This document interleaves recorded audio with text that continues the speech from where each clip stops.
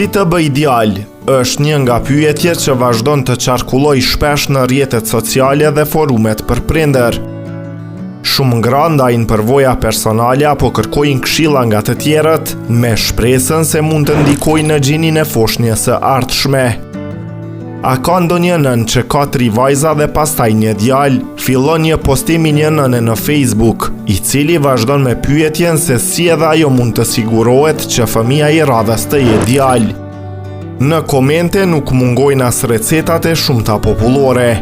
Disa sugjerojnë përdorimin e kalendarit kinez, të tjerë përmendin shpërlarjen me sotbuke, planifikimin e shtatzanis në ditën e ovuluimit, ndryshimin e ushqimit apo edhe pozicione të caktuara gjatë marrëdhënieve intime.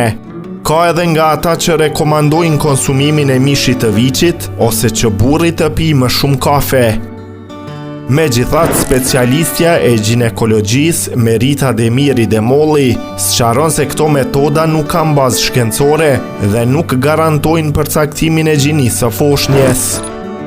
Ajo thot se shpesh përballet me pyetje të tilla nga çiftet, por gjithmonë përpiqet t'u shpjegoj se gjinia e foshnjës përcaktohet në momentin e fekondimit dhe nuk mund të kontrollohet përmes metodave natyrale. Metodat që qarkullojnë si dieta të caktuara, pozicione gjatë marrëdhënieve apo planifikimi sipas ovulacionit nuk kanë bazë të provuar shkencore, thekson ajo.